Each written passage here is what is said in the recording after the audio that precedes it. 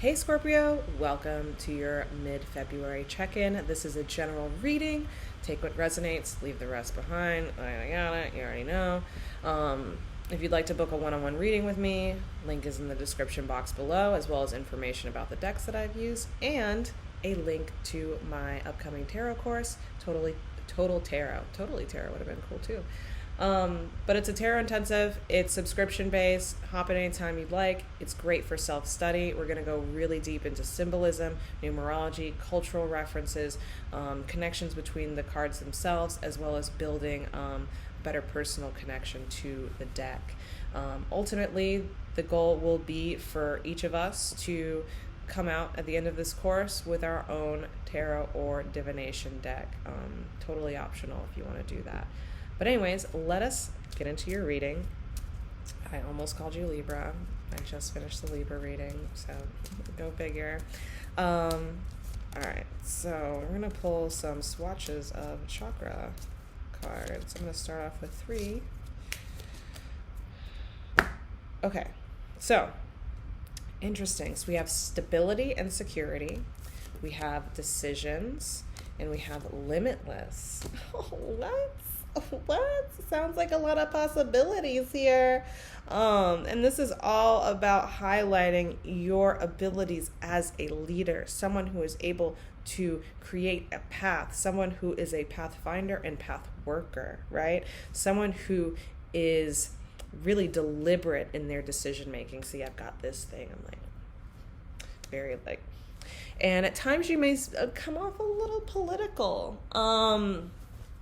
Which some people think is unfair. Some people don't, some people don't agree with your methods. But that's not really your problem here. Because with this limitless card, it's like you actually may be limiting yourself due to thinking about how others feel about you or being worried about what they feel or think about you. But it's at the end of the day, it's really just mirroring some of the things that you might have unresolved within your own relationship with yourself. But no matter what, there's something that you feel extremely capable of doing, and so you've got to make some tough decisions, right? But it's like, pay attention, keep going back to your intentions as you're moving through this space, right? Because anything can go, and so anything goes. So maintain an open mind here, but be strong, be grounded, be a leader, be a courageous leader. Only make the decisions you have to make when you need to make them. That's what I like to say, general rule of thumb. Because sometimes we get a little ahead of ourselves. We get a little too sure without having all of the information at hand. So always check in with your intentions, check in with how you're feeling about stuff. If you're getting confused, indecisive, it's not the time. It's not the time.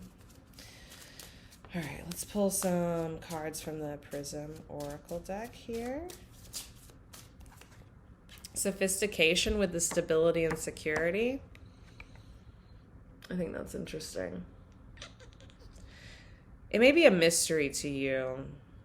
It may be a mystery to you, or maybe a mystery to others of how things actually work in your mind or how things actually happen, right? I feel like there's also someone in your circle who you may be feeling have the same type of feelings about. There's some type of stories being made up either in your mind or in other people's minds about what's going on in with you, with your energy, or you may be feeling this way about somebody else. We have hunger with decisions here. So there's a definite need for something new, a need to make some choices, perhaps starving oneself in order to get to a point where you kind of end up making a rash decision, perhaps. Again, needing to be open-minded, needing to really stand grounded and assured, and being really deliberate. Don't pressurize the situation. Also, if you move from a place of being a little too self-assured or self-satisfied, you may end up making mistakes, getting a little bit sloppy, right? and and therein lies that arrogance, I think, that I was talking about, the stuff that kind of turns people off, right, and may turn you off from yourself. So you may start to dissociate, a little bit, and remove yourself from the situation a little bit more, thus kind of like relinquishing whatever chance you had to be able to guide it to the place that you want to, guide the energy to where you want it to go. With limitless, we have reflection. I feel like it's less about the outside world and more about how you're navigating yourself, and noticing your patterns of behavior, because you may self-flagellate in some form, or get yourself a little too hyped up to where you get overstimulated, and you lose sight of the things that you need in order to be consistent. So pay attention to that. Card at the bottom here is clarity, reverse, lack of clarity. I'm also thinking of something with like scratches on the surface. So there's some type of friction or maybe conflicting situation that kind of clouds the perspective a little bit, makes things a little rough around the edges. Perhaps you're a little rough around your edges in terms of navigating this. And so it's got you on the fritz here and there. You may be a little hands off, you may be a little too involved, kind of going back and forth in terms of something here that you're working on, that you're building, right? Also looking at this like ketchup and mustard. That's interesting. It's like ketchup and mustard and water. It's kind of gross. I was just like looking at these colors, and that's just kind of what I was thinking. And I feel like maybe you're being like cheap. Maybe you're not investing as much as you could into something or someone, some type of situation, trying to go the free route, trying to take whatever can and will be offered, and trying to make away with that. And at the end of the day, it's not very nourishing. It ends up being kind of gross, right? Kind of gross. And so let's clarify some of that. It's really interesting. That's how that came up. I don't know. We have the Ace of Pentacles here with sophistication, security, and stability. So there's a time to start new. You may not be seeing the benefits of of something new coming in quite yet, or maybe you already see that new beginning starting now. As far as like things kind of looking fresh, appearing new and shiny and wonderful. But here we have this Two of Swords. It's like having a tough time making decisions on whether it's the right thing, right? Whether it's the right way to go. There's something that doesn't feel like an alignment, or maybe uncomfortable because you feel like you didn't get a chance to have much say in the matter. It really wasn't on your terms. Kind of just sitting like a child when they tried to put their hand in the cookie jar, but someone came in and snatched it from them, right? We have the Tower card with decisions and hunger, and the Tower card is reversed here. You're making decisions. You may run the risk of making the decisions that don't fully support your goals or fully support whatever this new thing is that's coming in.